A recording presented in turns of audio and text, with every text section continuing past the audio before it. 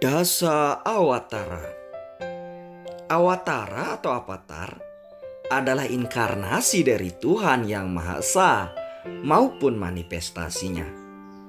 Tuhan atau manifestasinya turun ke dunia mengambil suatu bentuk dalam dunia material guna menyelamatkan dunia dari kehancuran dan kejahatan, menegakkan dharma dan menyelamatkan orang-orang yang melaksanakan dharma atau kebenaran.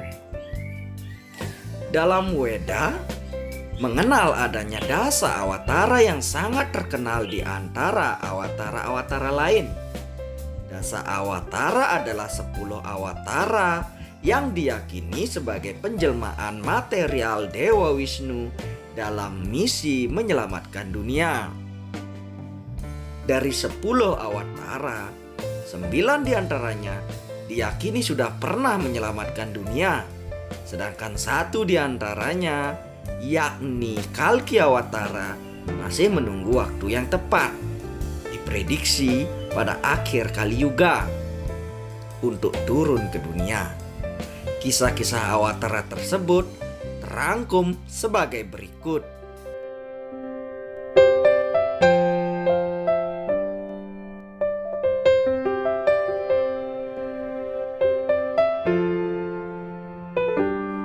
Matsya adalah awatara Wisnu yang berwujud ikan raksasa.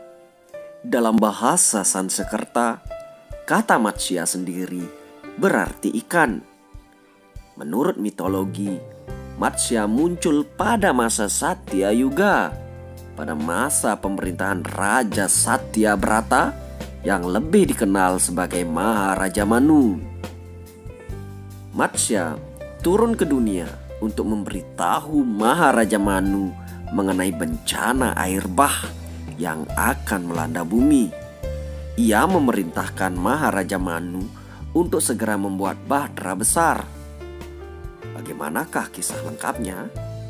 Jadi, diceritakan bahwa pada saat Raja Satyabrata yang lebih dikenal sebagai Raja Manu mencuci tangan di sungai, seekor ikan kecil bahwa ikan itu meminta perlindungan. Dan akhirnya ia memelihara ikan tersebut. Ia menyiapkan kolam kecil sebagai tempat tinggal ikan tersebut. Namun lambat laun ikan tersebut bertambah besar, hampir memenuhi seluruh kolam. Dan akhirnya ia memindahkan ikan tersebut ke kolam yang lebih besar. Kejadian tersebut terus terjadi berulang-ulang sampai akhirnya dia sadar bahwa ikan yang ia pelihara bukanlah ikan biasa. Dan akhirnya melalui upacara diketahuilah bahwa ikan tersebut merupakan penjelmaan Dewa Wisnu. Dalam versi lain, ikan itu dibawa ke samudra. Ikan itu sendiri menyampaikan kabar bahwa di bumi akan terjadi bencana air bah yang sangat hebat selama 7 hari. Ikan itu berpesan agar sang raja membuat sebuah bahtera besar untuk menyelamatkan diri dari banjir besar dan mengisi bahtera tersebut dengan berbagai makhluk hidup yang setiap jenisnya berjumlah sepasang, betina dan jantan, serta membawa obat-obatan, makanan, bibit segala macam tumbuhan, dan mengajak sabta resi atau 7 nabi. Ikan tersebut juga menambahkan bahwa setelah banjir besar tiba, diharapkan agar bahtera tersebut lalu diikat ke tanduk sang ikan dengan naga basuki sebagai talinya. Setelah menyampaikan seluruh pesan, ikan ajaib tersebut menghilang. Menurut Matsya Purana, 100 tahun kemudian, kekeringan yang hebat melanda bumi. Banyak makhluk yang mati kelaparan. Kemudian langit dipenuhi oleh 7 macam awan yang mencurahkan hujan lebat tak terhentikan. Dengan cepat, air yang dicurahkan menutupi daratan di bumi. Oleh karena Maharaja Manu sudah membuat batra sesuai dengan petunjuk yang disampaikan Awatara Wisnu, maka ia beserta pengikutnya selamat dari bencana. Nah, inilah Awatara Dewa Wisnu yang pertama yang berwujud ikan raksasa.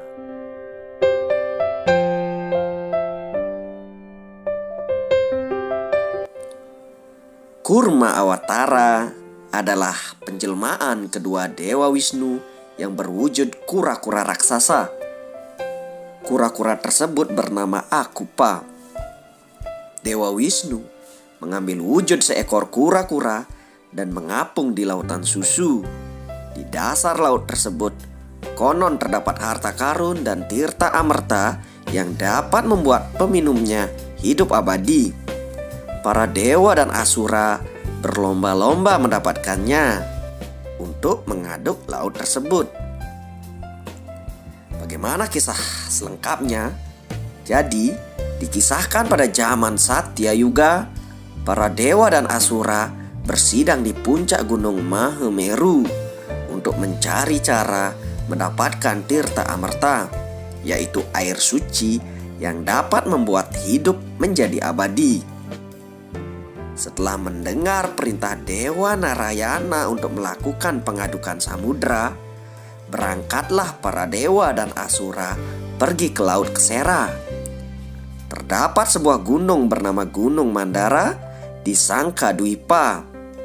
Gunung tersebut dicabut oleh Sang Anantaboga beserta segala isinya. Setelah mendapatkan izin dari Dewa Samudra, Gunung Mandara dijatuhkan di Laut Ksira sebagai tongkat pengaduk lautan tersebut. Seekor kura-kura raksasa bernama Akupa yang konon katanya sebagai penjelmaan Dewa Wisnu menjadi dasar pangkal gunung tersebut. Ia disuruh menahan Gunung Mandara supaya tidak tenggelam. Naga Basuki dipergunakan sebagai tali membelit lereng gunung tersebut. Setelah siap, para dewa, raksasa dan asura mulai memutar Gunung Mandara dengan menggunakan naga Basuki sebagai tali. Para dewa memegang ekornya, sedangkan para asura dan raksasa memegang kepalanya. Mereka berjuang dengan hebatnya demi mendapatkan tirta amerta sehingga laut bergemuruh. Saat lautan diaduk, racun mematikan yang disebut hala-hala menyebar. Racun tersebut dapat membunuh segala makhluk hidup. Mahadewa kemudian meminum racun tersebut, maka lehernya menjadi biru dan disebut Nilakanta. Setelah itu, berbagai dewa-dewi, binatang dan harta karun muncul.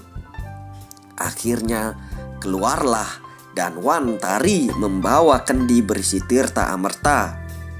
Karena para dewa sudah banyak mendapatkan bagian, sementara para asura dan raksasa tidak mendapatkan bagian sedikit pun, maka para asura dan raksasa ingin agar tirta amerta menjadi milik mereka. Akhirnya, tirta amerta berada di pihak para asura. Melihat tirta amerta berada di tangan para asura dan raksasa, Dewa Wisnu memikirkan siasat bagaimana merebutnya kembali. Akhirnya, Dewa Wisnu mengubah wujudnya menjadi seorang wanita yang sangat cantik bernama Mohini. Wanita cantik tersebut menghampiri para asura dan raksasa. Mereka sangat senang dan terpikat dengan kecantikan wanita jelmaan Wisnu. Karena tidak sadar terhadap tipu daya, mereka menyerahkan tirta amerta kepada Mohini. Setelah mendapatkan tirta, wanita tersebut lari dan mengubah wujudnya kembali menjadi Dewa Wisnu. Para dewa kemudian terbang ke Wisnu Loka, kediaman Dewa Wisnu, dan di sana mereka meminum tirta amerta sehingga hidup abadi. Seorang raksasa yang merupakan anak Sang Wipraciti mengetahui hal itu. Kemudian ia mengubah wujudnya menjadi dewa dan turut serta meminum tirta amerta. Hal tersebut diketahui oleh Dewa Aditya dan Chandra, yang kemudian melaporkannya kepada Dewa Wisnu. Dewa Wisnu kemudian mengeluarkan senjata cakranya dan memenggal leher sang raksasa. Tepat ketika Tirta Amerta sudah mencapai tenggorokannya, badan sang raksasa mati, namun kepalanya masih hidup karena Tirta Amerta sudah menyentuh tenggorokannya. Sang raksasa marah kepada Dewa Aditya dan Chandra dan bersumpah akan memakan mereka pada pertengahan bulan.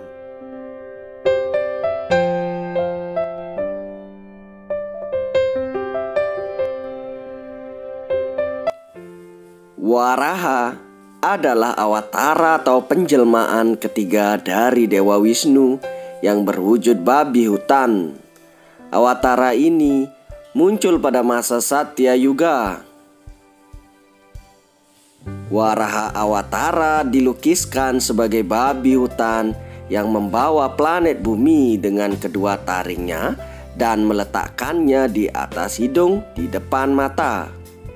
Kadangkala dilukiskan sebagai manusia berkepala babi hutan dengan dua taring menyangga bola dunia, bertangan 4, masing-masing membawa cakra, trompet dari kulit kerang, teratai, dan gada.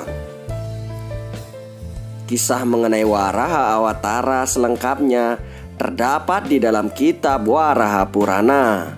Menurut mitologi, pada zaman Satya Yuga ada seorang raksasa bernama Hiranyaksa, adik raksasa Hiranyakasipu. Keduanya merupakan kaum Detea atau raksasa. Hiranyaksa hendak menenggelamkan Pertiwi atau planet bumi ke dalam lautan kosmik, suatu tempat antah berantah di ruang angkasa. Melihat dunia akan mengalami kiamat, Dewa Wisnu menjelma menjadi babi hutan yang memiliki dua taring panjang mencuat dengan tujuan menopang bumi yang dijatuhkan oleh Hiranyaksa.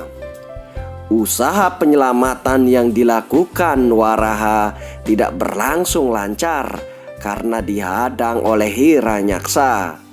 Maka terjadilah pertempuran sengit antara raksasa Hiranyaksa melawan Dewa Wisnu yang berwujud Waraha.